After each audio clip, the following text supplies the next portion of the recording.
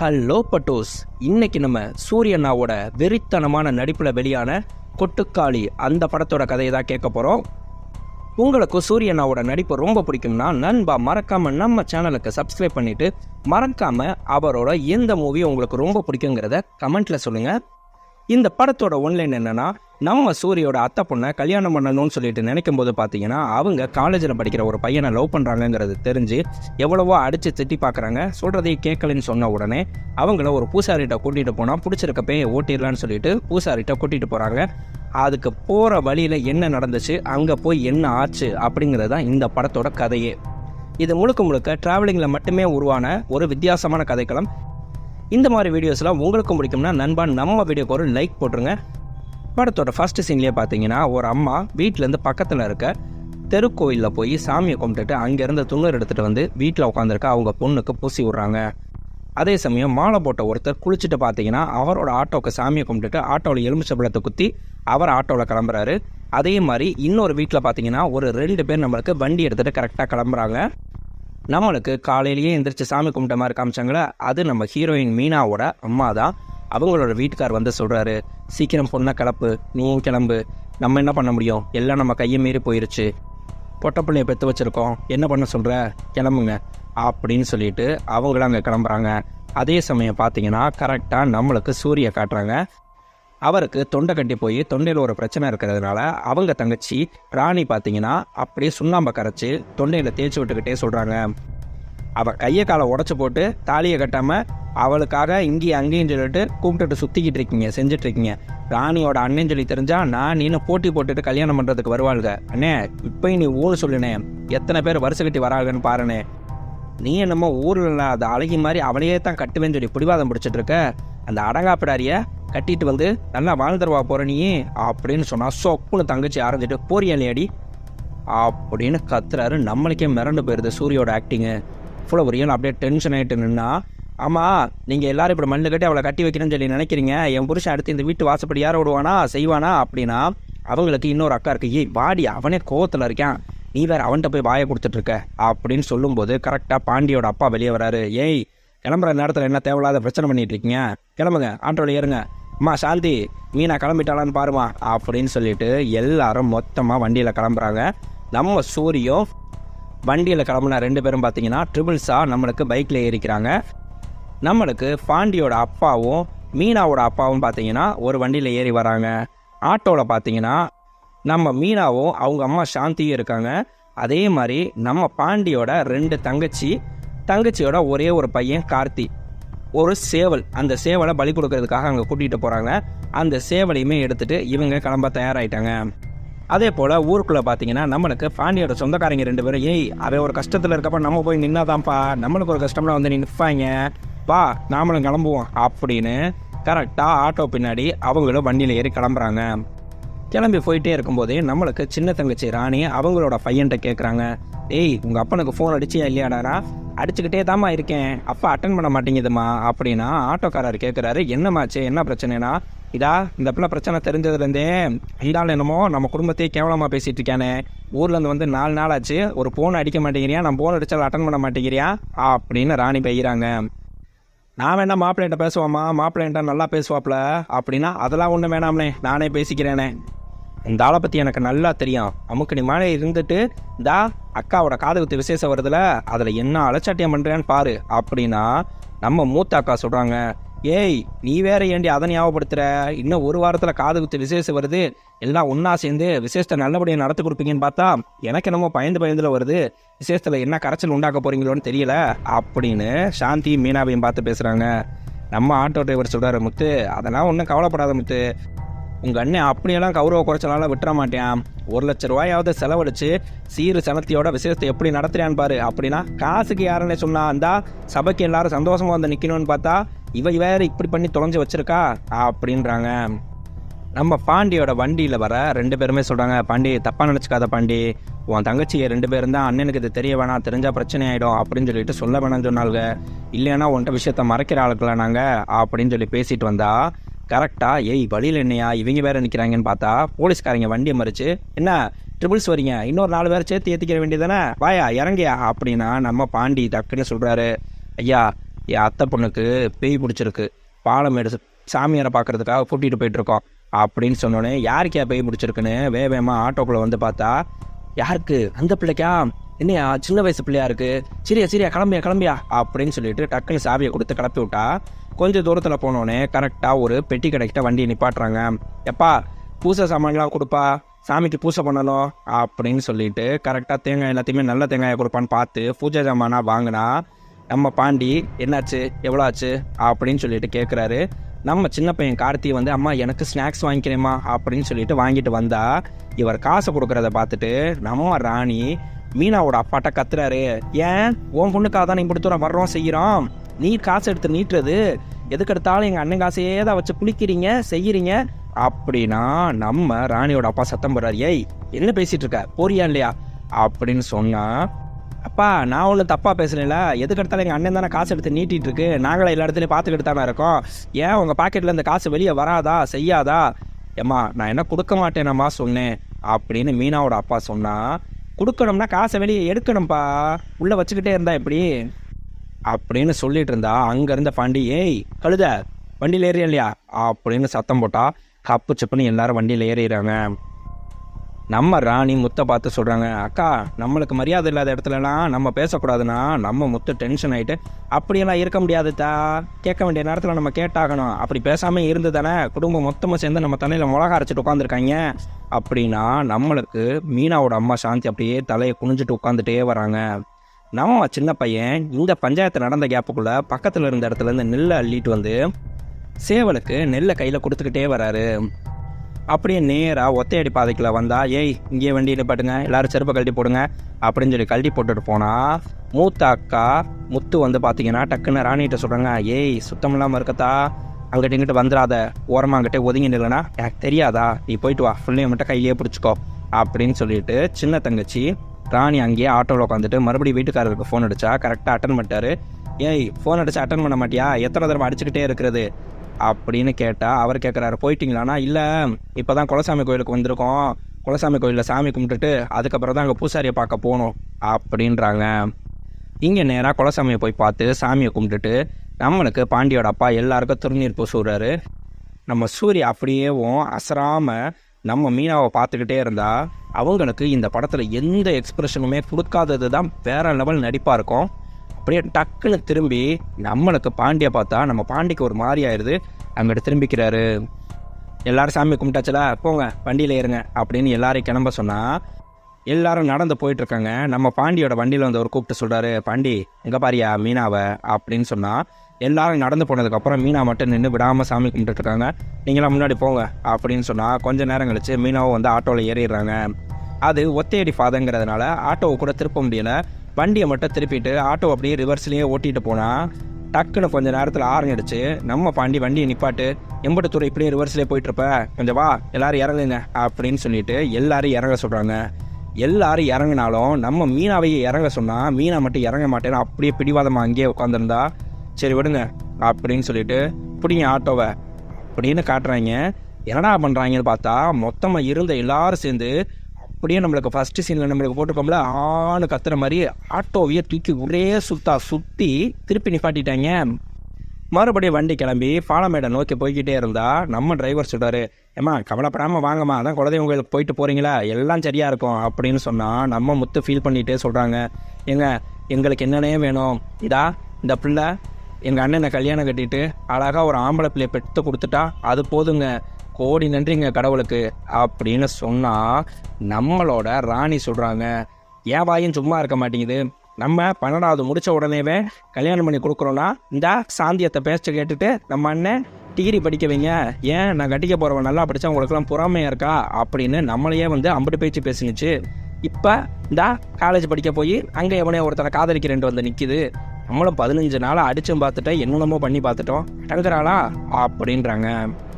வண்டியில் போயிட்டு இருந்தவங்க அப்படியே நம்ம சூரிய வண்டியை நிப்பாட்டி இருந்தா என்னாச்சு ஏதாச்சுன்னு கேட்டால் சூரியோட கண்ணில் பூச்சி விழுந்துருச்சு அப்படின்னு சொல்லிட்டு பார்த்துட்டு இருப்பாங்க. நம்மளுக்கு உண்மையிலே கேமராலாம் சூப்பராக எடுத்திருக்காங்க. கண்ணில் பூச்சியை அப்படியே க்ளோஸ்அப்பில் காமிச்சு நம்மளுக்கு ராணி தான் பார்த்தீங்கன்னா நாக்கை வச்சு அந்த பூச்சியை எடுக்கிறாங்க. எடுத்துட்டு அண்ணே நீ பேசாமல் வானே ஆட்டோவில் போகலாம் அப்படின்னு கூப்பிட்டா, ஏய் நாங்களா வேணான்னு சொல்லி சொன்னோம், உங்கள் அண்ணன் பாண்டி தானே வண்டி ஓட்டேன்னு சொல்லி சொன்னியா அப்படின்ட்டு சொன்னால், நீங்கள் 2 பேரும் வண்டியில் வாங்க அண்ணே ஆட்டோலேயே வரட்டும்னு நம்ம பாண்டி டிரைவர் பக்கத்தில் முன்னாடி உட்காந்துக்கிறாரு. கொஞ்சம் தூரம் போயிட்டு இருக்கும்போதே பார்த்தீங்கன்னா நம்மளுக்கு சின்ன பையன் கார்த்தி அவங்க அம்மாட்ட, அம்மா ஆய் வருதுமா அப்படின்னு சொன்னால், ஏய் நீ வேற ஏன்டா இன்னும் கொஞ்சம் தூரம் தான் அங்கே போய் எல்லாத்தையும் பார்த்துக்கலாம்னா, இல்லைம்மா ரொம்ப நெருக்குதுமா அப்படின்னு சொன்னா, அண்ணே வண்டியை ஓரத்தில் நிப்பாட்டினே இவன் வண்டியை நாரடிச்சு முடியாம போல அப்படின்னு சொல்லி ஓரமாக நிப்பாட்டிட்டு, என்னடா ஆச்சுன்னா இந்தா இவனுக்கு ஆய் வருதா அப்படின்னு கூட்டிகிட்டு போகிறாங்க.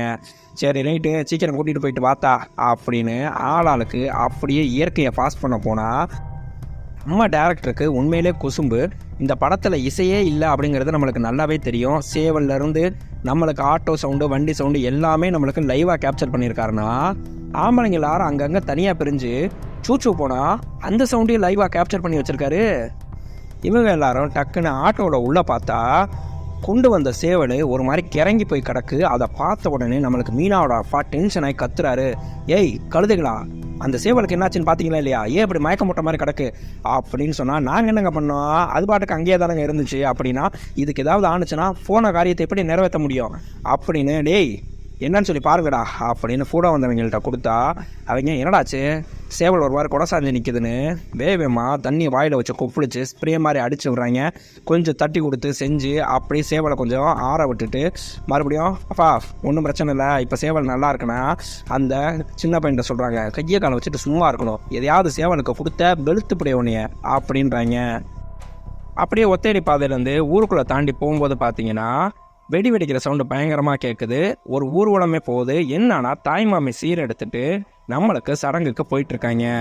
போயிட்டு இருக்கும்போது பார்த்தீங்கன்னா இவங்க வழிபடுங்கன்னு ஆரன் அடிச்சா, மதுரைக்காரங்களா ஏய் சீர் எடுத்துகிட்டு போகிறோன்னு தெரியுதுல பொறுத்து வர மாட்டியா பார்த்துக்க அப்படின்னு, அண்ணே மன்னிச்சுக்கினே போனேன் அப்படின்னு இவங்க சைலண்ட்டாக பின்னாடி ஃபாலோ பண்ணியே வந்தா, அந்த சடங்கு கோஷ்டி கரெக்டாக பார்த்தீங்கன்னா அந்த வீட்டுக்குள்ளே போகும்போது அங்கே டேப் ரெக்கார்டில் பாட்டு ஓடிக்கிட்டே இருக்கு, ஒத்தையடி பாதையில் அப்படின்னு சொல்லி நம்மளுக்கு கனா படத்தோட பாட்டு. அதுவும் எஸ்கே ப்ரொடக்ஷன் தானே, அதனால் அந்த பாட்டை போட்டால் தப்பு இல்லை. கரெக்டாக அந்த பாட்டு ஓடிக்கிட்டே இருந்தது. அப்படியே ஆட்டோ கிராஸ் ஆகும்போது பார்த்தீங்கன்னா நம்மளுக்கு இங்கே மீனா அப்படியேவும் அந்த பாட்டை பாடிக்கிட்டே மெல்ல வந்தா, ஒய்யால டாப்புன்னு அட்டி விழுகிறத காட்டுறாங்க. என்னன்னு பார்த்தா நம்ம பாண்டி டென்ஷனாக ஏண்டி பாட்டா பாடுற அப்படின்னு திரும்பி சப்புன்னு அடிக்கிறாரு. ஏய் என்னைய இந்த அடி அடிச்சிட்டு இருக்கேன்னு ஆட்டோவை மிரண்டு போய் நிப்பாட்டினா, ஊக்க தடுக்க வந்த அவங்க அம்மாவுக்கு 2 மிதி 2 அடி, அக்கா தங்கச்சி 50 பேருக்கு சர மாதிரி அடி விழுகுது. முடிய பிடிச்சி வெளியே மீனாவை இழுத்து விட்டு அறன்னு அரைஞ்சா தடுக்கிறதுக்கு அவங்க அப்பா வராரு. அவங்க அப்பாவுக்கு 2 அடி. யோ எங்கள் அப்பன்லாம் என் 2 தங்கச்சியில் ஒரு தங்கச்சி இப்படி காதலிச்சான்னு தெரிஞ்சிச்சு, இன்னும் யாரும் நாண்டுட்டு செத்துருப்பேன், நீ எல்லாம் மானங்கிட்ட போய் இன்னும் வெக்கமில்லாமல் உயிரோட தெரிஞ்சுக்கிட்டு இருக்க செய்கிற அப்படின்னு சொன்னா, என் பொண்ணை கொண்டு போடாதையா அப்படின்னு மீனாவோட அம்மா தடுக்க வராங்க. அவங்களுக்கு 2 மிதி. கூட வந்த நண்பர்கள்லேருந்து 50 பேர் தடுக்க வந்தால் 50 பேருக்கு அட்டியும் ஒத்தையும் நம்மளுக்கு சூரி மிரட்டி விட்டார். நடிப்பில் ரிவ்யூலேயே சொல்லியிருப்பேன், இந்த சீன் தான் அது. ஒய்யால் 50 பேருக்கு அடிச்சுட்டு, ஏன்டா உங்களை எல்லாம் நம்பி விட்டுட்டு நான் 50 தொலைவில் போய் உட்காந்துருந்தா இவ காதலிச்சா செஞ்சான்னு சொல்லிட்டு கொண்டு வந்து நிப்பாட்டிட்டு செய்கிறீங்க, அந்த நிமிஷமே துண்டாக வெட்டி போடுறதை விட்டு செஞ்சு விட்டு அப்படின்னு அட்டி வெளுத்து அடுக்கிறாரு.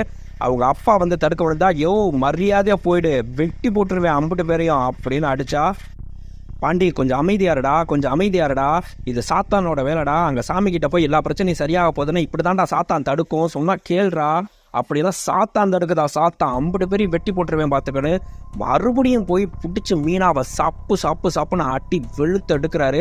மல்லு கட்டி எல்லாரும் பிரித்து விட்டா டென்ஷன் ஆகி பாண்டி அங்கிட்ட போய் தம்மடிக்கிறாரு. இவங்க எல்லாரும், யா சாமி என்னடா இந்த அடி போட்டு அடிக்கிறியான் செய்கிறியான், நம்ம என்னடா செஞ்சோம் அப்படின்னா, இங்கே மீனாவை பார்த்தா மீனாவா அலங்கோலமாக இருக்குது, அட்டி வாங்கி மூஞ்சி முறையெல்லாம் காயம். இங்கே நம்ம முத்து வந்து, அண்ணே பேசாமல் இருக்குன்னு தயவுசெய்து கோவப்படாதுன்னு சமாதானம் பண்ணால், எல்லாரும் வந்து என்னைய சமாதானம் பண்ணிட்டு இருக்கீங்க, அந்த முண்டை தான் ஏதோ சாதிக்காரனோட அரிப்படுத்த போனா செஞ்சான்னு சொல்லி சொன்னோம்னா அவனை வெட்டி போடாமல் இங்கே வந்து என்னைய சமாதானம் பண்ணிட்டு இருக்கீங்க, கோயில் குளம்னு சொல்லி கூட்டிகிட்டு போயிட்டு இருக்கீங்க செஞ்சுருக்கீங்கன்னு சொல்லிட்டு பயங்கரமாக டென்ஷன் ஆகி 50 பேச்சு பேசுகிறாரு. நான் பேசுனதெல்லாம் கொஞ்சம் தான். தடுக்க வந்த நம்ம ஆட்டோக்காரனோட மாலையே அத்து விட்டுருப்பாங்க. பாவம் அவர் தான் மாலை போட்டு பாருன்னு ஃபஸ்ட்டு சீன்லேயே சொன்னேன்னா, அங்கே பக்கத்தில் ஓடுற தண்ணியில் போய் சாமியை கும்பிட்டு மாலையை மறுபடியும் நினச்சிட்டு மறுபடியும் மாலையை மாட்டிக்கிட்டு இருந்தா, என்னண்ணே மாலை அந்து போச்சா அப்படின்னு கேட்டா, அப்புறம் அசிங்கமாக கெட்ட வார்த்தையில் திட்டிட்டு போடா பேசாம அப்படின்னு சொல்லிட்டு மாலையை மாட்டிட்டு மறுபடியும் வண்டி கிளம்ப போகுது.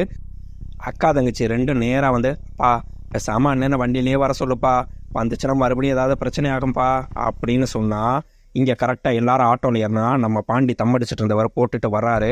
அவங்க அப்பா, எப்பா நீ வேணா வண்டியிலேயே வாயேன்ப்பா அப்படின்னா, ஏன் இந்த ஆட்டோவில் வரக்கூடாதா போறியா என்ன அப்படின்னு அவங்க அப்பாவே பேசாமல் போன்னு மிரட்டி விட்டுறாரு. நம்மளுக்கு பின்னாடி வந்தாங்க இல்லை 2 பேர். அவங்க, ஏயா இந்த அடி அடிக்கிறியா சரியா, நம்ம என்னையா பண்ணோம், சொந்தக்காரன் பாவம்னு சொல்லிட்டு வந்தோம்னா செஞ்சோம்னா, அப்பம் பேசணுன்னே பேசாமல் பொட்டிப்பாம்பா அடங்கி போயிட்டேனா, யோ பாண்டியை பற்றி உனக்கு முழுசாக தெரியலையா, இப்போயே ஏதோ கோயிலுக்கு போகிறோம் பூசாரியை பார்க்க போகிறோம் சரியாயிருன்னு சொல்லி அவங்க அப்பையும் கூட்டிகிட்டு போகிறதுனால பேசாமல் அமைதியாக இருக்கேன். போயிட்டு வந்தால் அந்த பிள்ளை இதே மாதிரி பிடிவாதமாக இல்லைன்னுச்சு அவங்க அப்பனையே தூக்கி போட்டு எத்தனானா இல்லையான்னு பாரு, உன் பேச்சை கேட்டு தானே நான் கோயில் குளத்துக்கெல்லாம் வந்தேன்னு சொல்லிட்டு, அந்த அளவுக்கு மூர்க்கையா பாண்டி அப்படின்றாங்க. இதில் பெரிய ஹைலைட்டு, அதை கொஞ்சம் சொல்ல மிஸ் பண்ணிட்டேன். இவங்க எல்லாரும் ஆட்டோவில் அட்டின்னு அடித்ததில் நம்மளுக்கு மூஞ்சி முகரெல்லாம் இதாகி போய் கிடக்கணும்ல. நம்ம மீனாக்கு இவங்க எல்லாம் வெளியில் அவையவே பட்ட காயத்தை பார்த்துட்டு இருந்தா வேகமாக ஆட்டோக்குள்ளே ஏறி மறுபடியும் அதே இடத்துல உட்காந்துட்டு கண்ணாடியை பார்ப்பாங்க, முடி பூரா கலைஞ்சிருக்குன்னு அப்படியே முடியை அட்ஜஸ்ட் பண்ணிக்கிட்டு திரும்பி பார்த்தா நம்ம கார்த்தி பயந்து போய் சின்ன பையன் அழுதுகிட்டு இருந்தா, அவனை பார்த்து அப்படியே சிரிக்கிறாங்க. கொய்யால வேற லெவல் எக்ஸ்பிரஷனு. பின்னாடி வந்துட்டு இருந்த 2 பேருமே பார்த்தீங்கன்னா அங்கங்கே ஒயின் ஷாப் எங்கே இருக்குது அப்படின்னு சொல்லி கேட்டுக்கிட்டே வந்தவங்க கரெக்டாக ஒயின் ஷாப்பை கண்டுபிடிச்சிட்டாங்க. அங்கே போய் நம்மளுக்கு அப்படியே சரக்கை வாங்கிட்டு 2 பேரும் பேசிக்கிறாங்க. யோ எனக்கு தெரிஞ்சு இந்த பிள்ளை மேலே அந்த லவ் பண்ணுற பையன் கையை வச்சுட்டான்னு நினைக்கிறேயா, இதுக்கெல்லாம் பூசாரியை பார்க்கக்கூடாது, ஆஸ்பத்திரியை போய் பார்க்கணும், அதனால தான் இந்த பிள்ளை இவ்வளோ தூரம் பிடிவாதமாக இருக்குது, இது தெரியாமல் இந்த பிள்ளைய போட்டு இவங்க அடிச்சிட்டு இருக்காங்க செய்கிறாங்கன்னா, ஏய் நம்ம பேசுனது நம்மளோட இருக்கட்டும், போதையில் நீ பாட்டுக்கு ஊருக்குள்ளே போய் இதே மாதிரி பேசி விட்டுறாத செஞ்சிடாத அம்பிட்டுத்தியா அப்படின்னா, பொம்பளை பிள்ளை சமாச்சாரம் அப்படிலாம் பேசுவோமா, வாயா என்னன்னு சொல்லி பார்ப்போம் அப்படின்னு சொல்லி மறுபடியும் கிளம்புது. நம்மளுக்கு ஏற்கனவே தெரிஞ்சது தான், ஒரு பொண்ணு லவ் பண்ணுறான்னு சொல்லி தெரிஞ்சால் எந்த அளவுக்கு அசிங்கமாக பேசணுமோ அந்த அளவுக்கு ஊர் பேசுங்கிறது பொதுவான விஷயம் தானே. கொஞ்சம் தூரம் வண்டியில் போயிட்டு இருக்கும்போதே பார்த்தீங்கன்னா நம்மளுக்கு ராணி பார்த்தீங்கன்னா அவங்க அக்காவை கூப்பிட்டு, அக்கா கொஞ்சம் வண்டி நிப்பாட்டணும் அப்படின்னு சொல்லிட்டு ஒரு மாதிரி ஃபேஸ் இதாகிட்டு காட்டுறாங்க. ஏன்னா அவங்களுக்கு ஏற்கனவே சொல்லியிருப்பாங்க சுத்தம் இல்லாமல் இருக்காங்க அப்படின்னு சொல்லிட்டு, அந்த ஒரு பிரச்சனையினால் வண்டியை நிப்பாட்ட சொன்னால் நம்ம ஆட்டோக்காரை கேட்டால் எல்லாத்தையும் உன்ட்ட சொல்ல முடியாதுனே வண்டி நிப்பாட்டினே அப்படின்னு சொல்லி முத்து நிப்பாட்ட சொல்லிட்டு, போ அங்கிட்ட போயிட்டு வா பூச்சிப்பட்டு இல்லாமல் பார்த்துட்டு வா அப்படின்னு சொன்னால் அவங்க அங்கிட்ட போகிறாங்க. அதே மாதிரி பார்த்தீங்கன்னா நம்மளுக்கு மீனாவோட அம்மாவும் சாந்தி டக்குன்னு, மீனா இறங்கு என் கூட வா அப்படின்னு சொல்லிட்டு காட்டுக்குள்ளே தனியாக கூட்டிகிட்டு போகிறாங்க. இவங்க எல்லாரும் திரும்பி பார்த்தா சரி லேடிஸ் எதுக்கோ போகிறாங்க அப்படிங்கிறதுக்காக பேசாமல் இருந்தா, நம்மளுக்கு அங்கிட்ட போன ராணி திரும்பி வந்துட்டாங்க. இந்த பக்கம் என்னடா இவங்க அம்மா பொண்ணை காணமேன்னு சொல்லிட்டு நம்ம பாண்டி பார்த்துக்கிட்டே இருந்தா, நம்ம சாந்தி மட்டும் வெளியே வராங்க. பின்னாடி நம்மளுக்கு மீனாவை காணோம்.